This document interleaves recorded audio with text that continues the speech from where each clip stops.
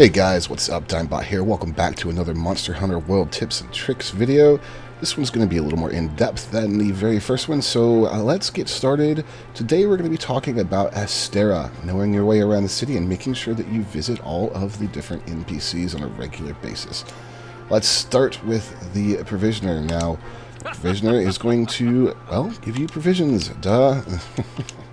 So, they're going to allow you to buy things to the box or the pouch. You can buy potions, antidotes, barrels. I would recommend not buying a lot of stuff in here unless you really need it. As far as the craftables go, you're better off crafting the stuff on the fly. But if you do find yourself in a jam, you can buy things in here that you need, such as coatings, ammos, barrels, things like that. But by and large, you're better off just setting up your crafting menu and letting things auto-craft on the fly or crafting them manually as you need them. Right. Next up, we have the Resource Center.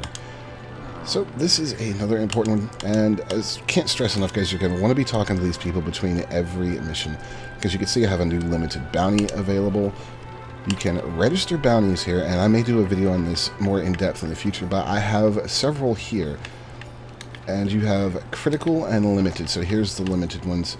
So I have Legiana in here, and I only have a specific amount of time to hunt the Legiana, only amount of times to hunt the Titsuyaku, and then you have this one in the Ancient Forest to help secure a campsite, which I completed, and a capture mission. So you want to be, as you complete these, you want to be assigning more of them. Field research and surveys you can pretty much complete as you move through the regular maps, but you're going to want to go out of your way to do some of these hunts.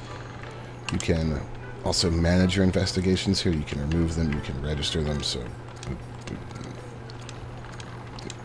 if it'll cooperate with me. So there we go. I've just registered them. I've got a bunch of pages of them. You're going to have a lot of these things, and you have harvests you can complete, or deliveries you can complete rather. So I'm going to go ahead and turn this in. There we go. New fertilizers are now available, and that is why you want to complete these. And I'm actually going to go over there and talk to this NPC right now. Here he is. You all good? So guys, this is the botanist, and he's just given me a new quest. Yay! But this is also where you can manage your farm. So I can fertilize here if I want to with Catalyst. This is going to speed up cultivation so I can begin my harvest quicker. Lasts for 4 quests. There we go. And you want to be talking to these guys and finishing their quests and doing their side quests because it'll upgrade your little box over there. Actually pretty important. Now we have the Ecological Researcher. And this is basically where you come after you have been doing monster investigations and gathering information in the field. You can see your research levels for each monster. The better the information you have, the better your level, the easier the monster is going to be to track. You see down there, scout fly levels, guidance to next track, guidance to monster's location, and destination and status just shown on the map. You want to be looking at these. You can also go to the monster field guide. The more info you have on a monster, the more you can see. So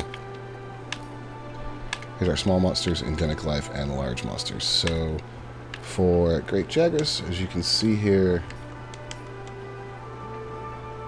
flip to the wrong menu. For Great Jagras, as you can see, I know about its ecology, where I'm going to find it.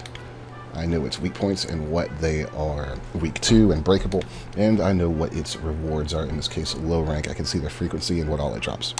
This will help you out with your hunts, help you know what kind of gear to take in. And then, of course, there's this dude over here. He wants you to capture monsters. I actually haven't done that yet, so shame on me. Right, continuing on. There's the commander over there, of course. We're going to hop up to the next level. Workshop.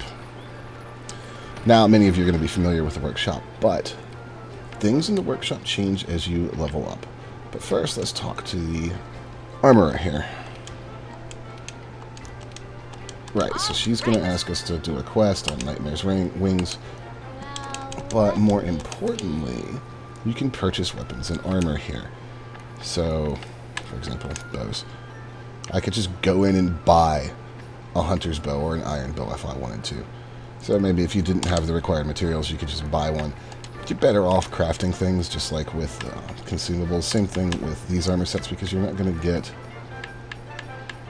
really great armor. You can get the base sets and then begin to expand upon them, but you can also change your equipment here, which is handy for doing right at the workshop. And of course we have the second fleet master here. You guys are going to know about him. He's going to allow you to forge and upgrade your equipment. You're going to be coming here an awful lot. Right, on to our last one for now. Another one you guys should be familiar with. If you're not, shame on you. This is the canteen. I will do a video talking about food, but this is going to give you, well, pretty much all the buffs that you want, aside from things like Demon's Drug and Armor Skin. So you can pay with money, pay with points. You also can have the Handler Oven Roast something for you. But you're going to want to pay attention to this stuff and make sure you're taking a meal that's going to help you out in your hunt. But you should be visiting all of these vendors between every mission, because they are all going to have missions for you, updates. You're going to be getting stuff as you investigate. You're going to be completing ecology missions. It is a never-ending cycle and flow of quests, and all of them are intended to help you broaden your abilities, broaden your inventory, and give you more and new things to do in the game. So make sure you are doing this stuff. And last but not least, one other thing that you should be doing between each mission, if I can find him, is Poogie. You need to get Poogie to love you in order to unlock his outfits, which are amazingly cute. Although I don't see Poogie right now, but yes, you need to find Poogie between each mission and walk around with him, and he will wiggle his feet when he's near an item, and you can get his costumes that way.